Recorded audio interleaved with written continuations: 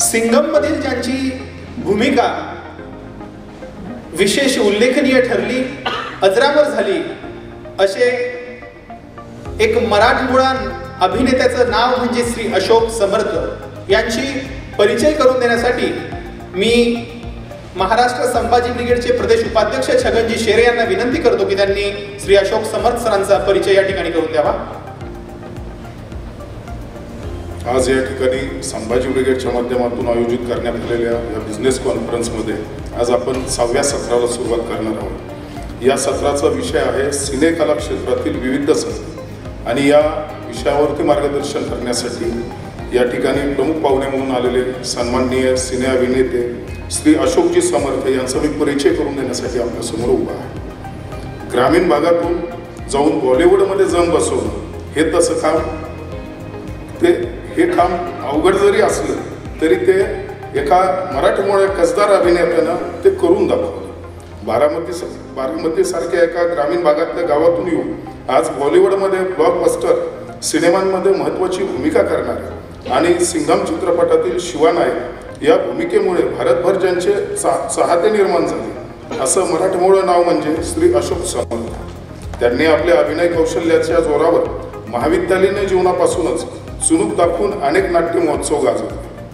तदनंतर मराठी चित्रपट व टीव्ही क्षेत्रात लक्ष, माझी या प्रियाला प्रीत कळेना यासारख्या मालिकांमध्ये महत्त्वाच्या भूमिका केल्या. 140 की लास्ट लोक, निगे है बात, द थर्ड आया, सावन झुमके, क्रांतीवीर या भूमिकांनंतर त्यांनी कधी मागे वळून पाहिलंच नाही. सिम्बा, रावडी राठोड यासारख्या बिग बजेट सिनेमांमध्ये तगड्या स्टारकास्ट सोबत काम करूनही अशोक सर आजही आपल्या माणसांशी व आपल्या मातीशी नाळ जोडून आहे.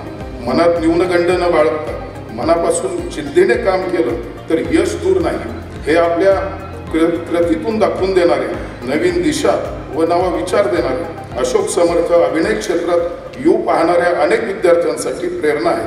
मी सरांचं या सत्रात सहर्ष स्वागत करतो. धन्यवाद. धन्यवाद शेरे सर. यानंतर श्री अशोक समर्थ सरांचा सन्मान आपण करत आहोत. मी प्रदेश उपाध्यक्ष छगनजी शेरे आणि प्रदेश कार्याध्यक्ष सुधीरजी भोसले सरांना विनंती करतो की त्यांनी श्री अशोक समर्थ सरांचा या ठिकाणी पुष्पगुच्छ देऊन सन्मान करावा. मनामध्ये न्यूनगंड बाळगला नाही आणि जर जिद्द मनात जोपासली तर आपण एक दिवस प्रस्थापितांच्या रांगेमध्ये मांडी लावून बसू शकतो. हे ज्यांनी आपल्या अभिनयाच्या शैलीतून दाखवून दिलं असे श्री अशोक समर्थ यांचा सन्मान आपण या ठिकाणी करत आहोत. आणि आज जगभरात ज्यांचे चाहते आहेत, सिंघम सारखा चित्रपटामध्ये भूमिका ज्यांची गाजली असे श्री अशोक समर्थ आपणास शुभेच्छा देण्यासाठी या ठिकाणी येत आहेत. जोरदार टाळ्यांच्या गजरात स्वागत करूया श्री अशोक समर्थ सरांचं.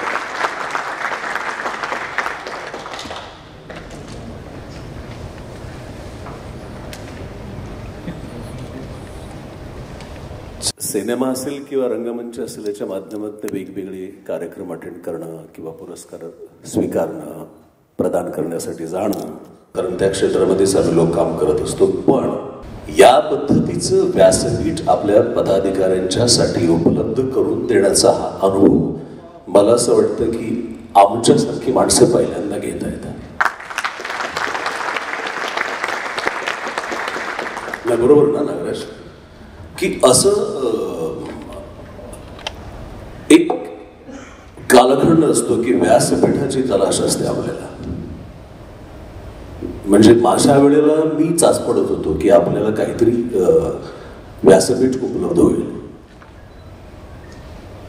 त्याची माध्यमं वेगवेगळी होती, पण आता तुम्हा सगळ्यांच्यासाठी नवी दिशा, नवा विचार या स्वरूपाचं हा जो एक प्लॅटफॉर्म उभा केला प्रवीण दादांनी, त्याच्या मार्गदर्शनासाठी आता इथे आम्ही आहोत. मार्गदर्शन म्हणजे नेमकं काय करावं किंवा काय हे थोडंसं कन्फ्युजन असतं की आपण नेमकं काय मार्गदर्शन करावं. तर आपले अनुभव शेअर करावेत. जिथपर्यंत आपण पोहोचलेलो असतो, जिथून आपण सुरुवात केलेली असते, त्याच्यामधल्या प्रवासाचं वर्णन कुठेतरी आपल्यापर्यंत पोहोचवणं म्हणजे मार्गदर्शन असतं की नाही हे मला माहित नाही. पण जिथून करिअरला सुरुवात होते आणि हे केवळ मी हे जे माझं मनोगत मी व्यक्त करतोय त्याच्या पाठीमागची भूमिका माझी असे की केवळ एक ग्लॅमरस चेहरा किंवा आज एक वेल एस्टॅब्लिश ऍक्टर म्हणून मी तुमच्यासमोर उभा आहे म्हणून माझ्याकडनं काहीतरी जाणून घेण्याची तुम्हाला अपेक्षा असेल तर मी एवढंच तुम्हाला म्हणेन की असं काही नसतं. आपले ठरायला हवं फक्त आपले नक्की होणं गरजेचं आहे की मला बाबा माझ्या आयुष्यामध्ये मला नेमकं काय साध्य करायचंय. आणि तो जो एक नेमका पिरियड असतो ना वयाचा तो खूप साधारण मला असं वाटतं की 16, 17, 18 पासून ते 25 पर्यंत चाचपडण्याच्या प्रक्रियेतले का असतो आणि तो नेमका तुमच्या जोशाशी फार संबंधित असतो. बरं मग आयुष्याचा प्रवास सुरू करत असताना फक्त जोश उपयोगाचा आहे का त्या जोशाला पूरक असा विचार पण महत्वाचा आहे. तर विचारांची पालवी नेमकी त्या वयात कुठून फुटणार आपल्याला नाही का. तर गंमत कशी आहे तेचताना तुम्हा सगळ्यांना किंवा माझ्या सकट आपल्या प्रत्येकाला एखाद्या माणसाच्या यशाचा तो चेहरा आपल्या समोर येतो. वाव, नागराज मंजुळे, भरत जाधव, अशोक समर्थ. पण मला असं वाटतं की ही जी घडण्याची जी प्रोसेस असते की नाही त्याच्या मधला जो एक कालखंड असतो तो खरं तर माणसाला माणूस म्हणून आणि कलावंत म्हणून सुद्धा घडवत असतो. फक्त तुम्हाला त्या त्या क्षणाला तुमच्या आयुष्यातल्या प्रत्येक मोमेंटला तुम्हाला टिपता आलं पाहिजे. तो क्षण तुम्हाला कॅप्चर करता आला पाहिजे. मी कोण आहे बाबा, माझं बॅकड्रॉप काय. आता मी माझ्याच बाबतीत बोलायचं झालं तर पवारवाडी सारख्या आजही आमच्याकडे 35 घरांचं गाव असणारं दुसऱ्या घराच्या बरोबर संपर्क करायचा असेल तर शेताचा मधला बांध. आता कुठेतरी आमच्याकडे दिवसात 3 वेळा एसटी सुरू झाली असेल. बरं आम्ही नेमके बेच घेतले इंदापूर तालुका सुद्धा आणि बारामती तालुका सुद्धा. मग ही स्वप्न वर्ष बाळगायची का आपण. एक तर भाषा शुद्धीकरणाची सगळ्यात मोठी समस्या म्हणून माझ्या आयुष्यात मला कधीच कोणी नाटकात काम नाही दिलं. बरं तर नागराजकडे माझ्या लक्षात आलं की मी ओळख मराठी आहे हेच आम्हाला माहित नव्हतं. म्हणजे ही आता की कदाचित मराठीत याच्यामुळेच मला कामं नाही मिळाले नव्हते. पण खरंच आयुष्य ना खूप समृद्ध छान आयुष्य खूप सुंदर आहे. म्हणजे मी सांगतो तुम्हाला म्हणजे मी सुद्धा कोसच असायचो की यार काय फालतू पुण्याच्या संभाजी पार्कमध्ये झोपतोय, सुलभ शौचालयामध्ये आंघोळ करतोय, कोणी नाटकात काम देणार. माझ्या डायरीमध्ये नोंद आहे की साधारणपणे मी 180 दिवस उपाशी होतो. या आठवड्यात 4 दिवस, मग पुढच्या 1 महिन्यामध्ये 10 दिवस असा तो. या दिवसांना मी कोसायचो. पण बॉस आज मला असं वाटतं की येस ते गोल्डन डेज होते. कारण कसं आहे इथं उभं राहिल्याच्या नंतर जेव्हा पाठीमागे वळून बघतो ना तेव्हा लक्षात येतं त्या सोनेरी दिवसांची चमक काय होती. नेमका गोंधळ हाच आहे आपल्या सगळ्यांचा. म्हणजे स्ट्रगल करू पाहणाऱ्या प्रत्येक क्षेत्रातलं स्ट्रगल असेल. स्ट्रगल हे फक्त सिनेमा इंडस्ट्रीमध्येच आहे असं नाहीये. विविध क्षेत्रामध्ये स्ट्रगल आहे. व्यावसायिक स्वरूपात असेल, स्पोर्टमध्ये असेल, राजकारणामध्ये प्रत्येक ठिकाणी स्ट्रगल आहे. पण संघर्षाची चव चाखण्याची ताकद तुम्ही तुमच्या मनात बाळगणं फार गरजेचं आहे. इतकं सहज नाहीये.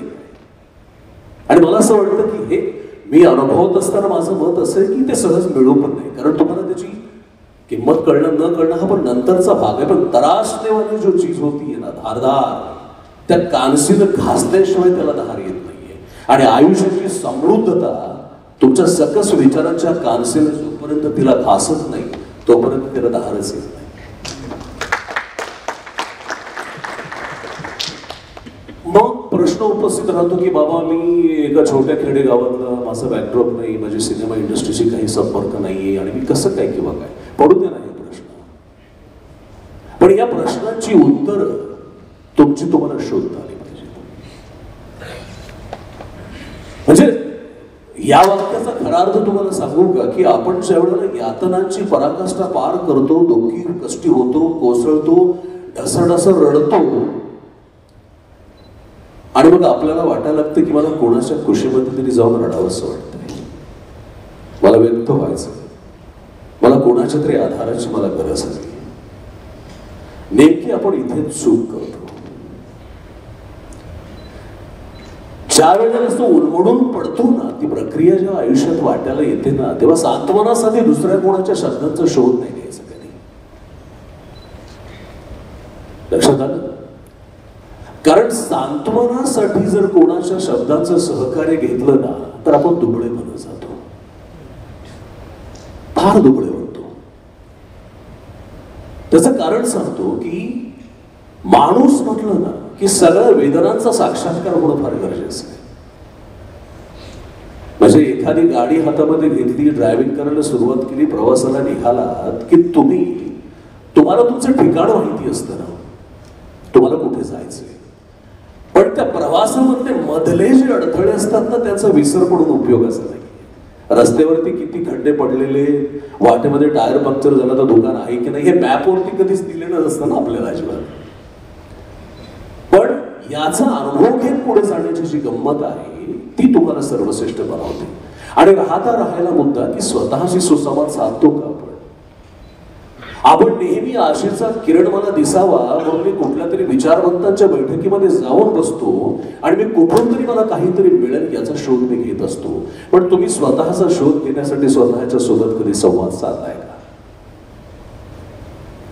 मला वाटतं आता नेमकी या गोष्टीची गरज आहे की स्वतःच्या बरोबर संवाद साधणं गरजेचं आहे.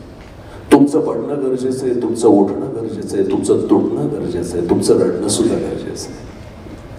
ज्या मातीवरती आपण उभं राहिलेलं असतो ना, तिला ओलाव्याचं देणं लागतो आपण. मी काहीतरी क्वालिफाईड आहे, मी डिग्री घेतली, मी स्टार आहे, मी अमुक रडून कसा हा प्रश्न पडला की तुमचं तर दुबळे पण वाढत जातं, तुम्हाला रडता सुद्धा आलं पाहिजे. मला सांगण्याचा माझा मुद्दा असा आहे की कुठेही कोणत्याही क्षेत्रामध्ये तुम्ही तुमच्या प्रवासाला जेव्हा जाल काही अचीव करण्यासाठी, स्पर्धा दुसऱ्यांच्या बरोबर करण्याच्या ऐवजी स्पर्धा स्वतःच्या सोबत करा. काल मी हे केलं होतं याच्यापेक्षा मला सक्षम काय करता येईल, काल जे मी काम केलं याच्यामध्ये माझ्या काय त्रुटी होत्या, दुसऱ्यांनी तुमच्या त्रुटी. आमच्या इंडस्ट्रीमध्ये एक फार जमेची बाजू आहे आम्हा सगळ्यांसाठी. जर आम्ही प्रामाणिकपणे काम करत असतो ना कलाकार, तर आम्हाला कॅमेऱ्याच्या समोर उभं राहिल्याच्या नंतर खोटं नाही बोलता येत कधी. कारण कॅमेरा हे तुमचं प्रतिबिंब तुमच्या लक्षात आणून देत असतो. पण मला असं वाटतं की प्रत्येकाच्या घरामध्ये कॅमेरा आहे आणि तो म्हणजे तुमचा आरसा. कधीतरी सुखावलेल्या दुखावलेल्या अवस्थेमध्ये कधी गेलात का तुम्ही त्याच्यासमोर स्वतःला चाच पडण्यासाठी? विस्कटलेले केस दुरुस्त करायला तुम्ही जाल, पण समोरच्या प्रतिबिंबामध्ये स्वतःच्या डोळ्यामध्ये स्वतःच डोळे घालून स्वतःला पडताळण्याचा कधी प्रयत्न केला? मी असं म्हणेन की ही प्रोसेस ज्या दिवशी सुरू होईल त्याच वेळेला तुम्हाला पडलेल्या प्रश्नांची उत्तरं दुसऱ्याकडे मागण्याची गरज तुम्हाला पडणार नाही. त्या प्रश्नांची उत्तरं तुम्हाला मिळत जातील. आणि यश हे मुळामध्ये कुठल्याही क्षेत्रातला कोणबर सक्सेस हा काय परमनंट नसतो अजिबात. ती एक लाट असते. ते तुमच्या कर्तृत्वाचा ठसा हा एक पर्टिक्युलर कालखंडासाठी निर्माण झालेला असतो, पण त्याच्या बेचकीत अडकून पडून उपयोगाचा नाही. कारण सूर्य रोज उगवतो, एक नवीन आशेचं किरण घेऊन आपल्या दारात, आपल्या अंगणामध्ये, आपल्या पाना फुलावरती, झाडांवरती तो छान सूर्यकिरण अशी फेकत असतो. माझ्या दृष्टीने ती सूर्यकिरण कॅप्चर करता आली पाहिजेत की येस आजचं किरण मला काहीतरी वेगळं देऊन जाणार आहे. माझ्या आयुष्यामध्ये मी हेच केलं म्हणजे मला असं वाटतं की मी हेच केलं म्हणजे मी माझी आत्मस्तुती करणं असा त्याचा अर्थ होतो. कारण नागराज असेल, भरत असेल, निखिल असेल, तुमच्या मध्ये बसणाऱ्या प्रत्येकामध्ये एक स्ट्रगल दडलेला आहे. म्हणजे शिवाजी मंदिरच्या फुटपाला एखाद्या नाटकामध्ये काम मिळावं त्यावेळेला तासन तास त्या गोष्टी मला एक किस्सा आठवतो भरतचा आणि माझ्या अगोदरपासून नाट्यसृष्टीच्या चळवळीमध्ये भरतचं फार मोठं स्थान. आणि सडनली माझ्या आयुष्यामध्ये विश्वास पाटलांच्या पानिपत कादंबरीवरचं रणांगण नावाचं नाटक मला वामन केंद्रेचं मला करायला मिळालं, तेव्हा भरत ऑल द बेस्ट नाटक करत होतो ना भरत. एका रात्रीमध्ये स्टार होणं हे काय प्रकार असतो ते नाटकानं तुम्ही अनुभव घेतला. अहमद अफगाणीची भूमिका मी केली होती आणि त्या नाटकाची प्रोसेस मी चाचपडत होतो. म्हणजे गंमत बघा, गावाकडनं आलो, पुण्यासारख्या ठिकाणी इथून बोंबलत गेलो, कोल्हापूरला गेलो, कराडला गेलो, स्ट्रगल नेमकं कुठं करायचं ह्याची अक्कलच नाही जेव्हा. पण आज हा शब्दप्रयोग मी याच्यासाठी वापरतोय कारण हा माझ्या जीवनाचा एक प्रवास होता, त्याची एक नजाकत होती. ओके. आणि मग हा सगळा पल्ला पार पाडल्याच्या नंतर हे सगळे तराशने वाली बात होने के बाद जेव्हा मी मुंबई गाठली, तर जे पुण्यामध्ये माझं जे स्थान होतं की इथे कुठे झोपायचं, कुठे तर फुटपाथ, आंघोळ कुठे, सुलभ शौचालय. मुंबईमध्ये पण तीच अवस्था. प्लाझा टॉकीजच्या समोर एक गार्डन आहे, भरतला आठवत असेल, त्या सुलभ शौचालयात मी आंघोळ करायचो. जरा पैसे कुठून तरी मिळायला लागले की बॉम्बे गेस्ट हाऊस म्हणून तिथे होतं, तिथे मी कॉर्डेस पद्धतीनं राहायला सुरुवात केली. 6-7 वर्षभर आत्ताच्या पिढीसाठी आमच्या क्षेत्रात सक्सेस अचीव करण्याकरता माध्यमभर ताकदवर उभी राहिलेली आहेत. आमच्या वेळेला हे अजिबात नव्हतं. एकमेव चॅनल सह्याद्री आणि नव्यानं रूपाला आलेलं ETV आणि अल्फा मराठी, जे आज झी म्हणून आहे. हा अनुभव घेतल्याच्या नंतर जेव्हा परिस्थितीच्या ठिणग्यांमध्ये करपलेले चेहरे घेऊन जेव्हा आपण एखाद्या ऑडिशनला जातो आणि आपल्या कपड्यांच्या खावाचा वास येतो, त्यावेळेला समोरच्या डिरेक्टरची किंवा समोरच्या ऑफिसमधल्या माणसांचे एक्सप्रेशन आपल्याला डॉमिनेट करत असतात. म्हणजे स्वतःला एक्सपेक्ट करण्याच्या अगोदर या ऑफिसमधून आपण निघून जावं असं मनोमन आपल्याला वाटत राहतं. हा अनुभव मी घेतलेला आहे. उद्या एखादी ऑडिशन अटेंड करायला जायचे म्हटल्याच्या नंतर आजच घातलेले कपडे परत यायचे, ते सुलभ शौचालयाच्या बाहेर तिथे धुवायचे, ते त्या डबल बारवरती सुकायला टाकायचे, ते रात्रभर सुकलेच पाहिजे. कारण ही नजर मी अनुभवली. पण मला जरी हा माझा अनुभव असला तरी सुद्धा मला असं वाटतं तो माझ्या एकट्याचा नाही. कारण या भूतलावरती ज्या ज्या महानायकांची निर्मिती झाली, हे महानायक आकाशातनं पडलेले नाहीयेत. कोणत्याही क्षेत्रातला उचला, प्रत्येकाची मोल, प्रत्येकाची बलस्थानही संघर्ष करत प्रवासाशिवाय त्याच्या वाट्याला आलेली नाहीयेत.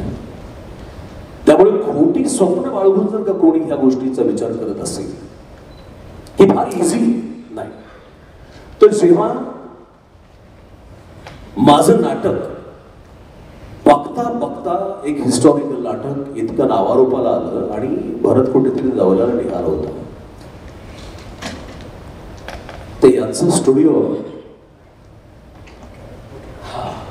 त्या स्टुडिओच्या बाहेर माझे भरत दौऱ्याला निघालो होतो. आम्ही दौऱ्याला चंद्रलेखाच्या मोहन बाग सारख्या निर्मात्यांचं नाटक, तुम्हाला आजही आठवत आहे.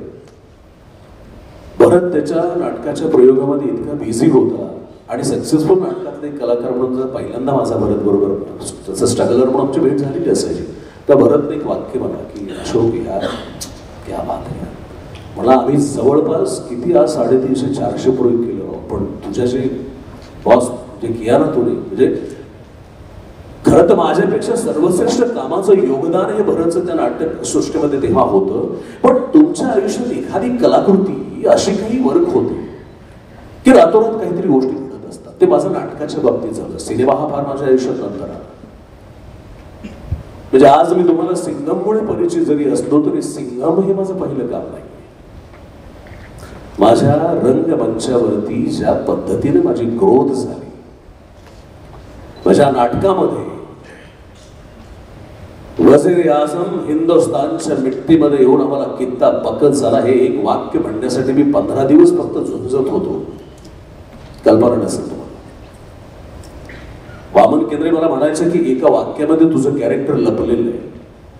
म्हणजे सांगण्याचं तात्पर्य असं की आपण तावून सुराखून निघून त्या मैदानात उभे राहतो, त्यावेळेला यशानं आपल्याकडे बघावं असं अजिबात ठरलेलं गणित नाही. जेव्हा मी तिथे रिहर्सल प्रोसेस मध्ये उभं राहिलो, 22 दिवस मला एका कोपऱ्यात उभं केलं होतं केंद्रेंनी. मला सांगितलं मी तुझं कास्टिंग नाही केलेलं अजूनपर्यंत, कारण तुला कॅरेक्टर नाही सांगितलं. आणि मग हळूहळू त्या गोष्टीचा उलगडा व्हायला लागला की गावाकडनं निघताना माझ्याकडे फक्त जोश होता. माझ्याकडे त्या विचारांची प्रक्रिया नव्हती की what is the meaning of characterisation. जे मी नाटकामध्ये शिकलो, आजही माझं तमाम टीव्ही क्षेत्रामध्ये काम करणारे असू दे, सिनेमा क्षेत्रात, तुमचा बेस मजबूत झाल्याशिवाय, म्हणजे काय म्हणतो, विमानाचं टेक ऑफ घेत असताना त्याच्या पंखामध्ये जोपर्यंत ते बळ भरत नाही तोपर्यंत टेक ऑफ घेत नाही. आयुष्याची प्रक्रिया नेमकी तशीच. एका वाक्यानं त्या नाटकात माझं कास्टिंग झालं आणि एका वाक्यानं मला 15 दिवस एका कोपऱ्यात बसवलं होतं. म्हणजे काबूल कंदाहारवरून आलेल्या अहमद शहा अब्दालीच्या एका पायाचं वजन कॅरेक्टरच्या प्रक्रियेबाबतीत केंद्र सांगायचे किमान 1000 किलो वजन असं नसो कसं चालशील. तर मला आजही आठवतं की माझ्याच नाटकात काम करणारा आज जो सिंगर म्हणून नावारूपाला आलेला नंदेश एका पायाला माझ्या इथं लटकलेला असायचा, एका बाजूला अनिल सुद्धा लटकायचा आणि मला म्हणायचं चालून दाखवतो. नाटकाची रिहर्सल सुरू झाली आणि मला पोळी भाजी खायला मिळायला लागली. बघा किती म्हणजे प्रकृती ही तुम्हाला घडवण्याच्या अगोदर तुमच्याकडून हे सगळी तुमची पार्श्वभूमी तयार करत असते. आणि मग एके दिवशी मला म्हणाले तुझा आवाज देवकृपेने बरा आहे, पण मला अजून अब्दालीचा आवाज नाही मिळाला. आणि मग मला तो दिवस आठवतोय की एक स्पेशल बॅकग्राऊंड म्युझिक माझ्यासाठी क्रिएट करण्यात आलं होतं आणि केंद्र मला म्हणाले म्हणून दाखव. आणि मग मी ते वाक्य वापरलं होतं की वसरे आझम नाही म्हणे अजून करेक्ट परत वजीर आझम हिंदुस्तानच्या बट्टीमध्ये येऊन मला खिद्दा बघत झाला. तकरीबन 1 बरस चहा बना, 1 बरस जीवन.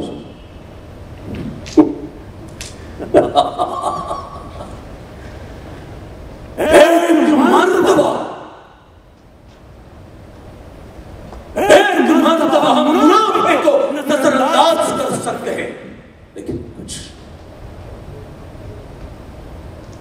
सुकून तो हात लगे. हे झालं माझं कास्टिंग झालं.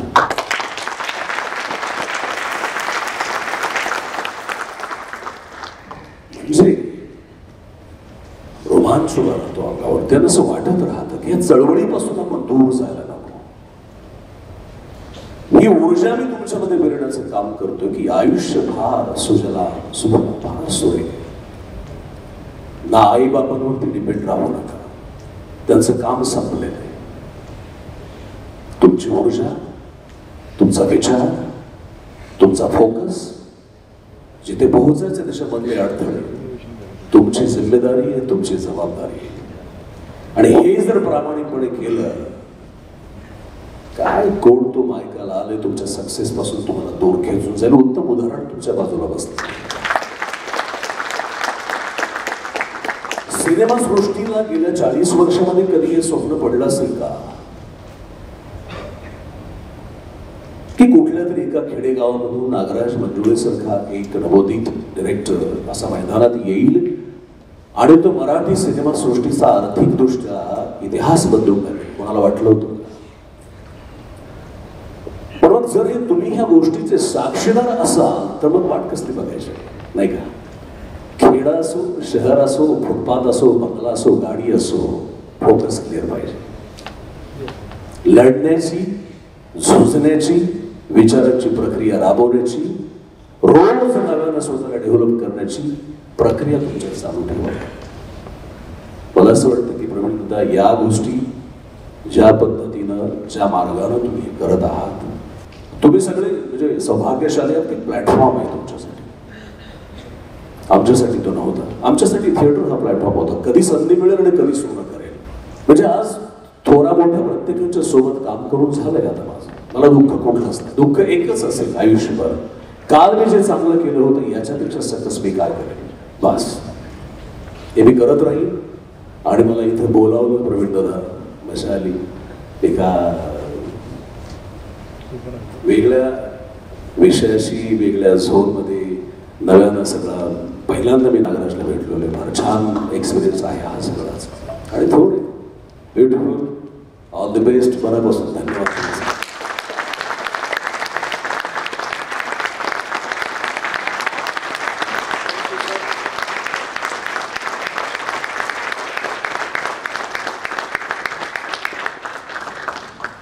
यशाचं ही हिमनगासारखंच असतं.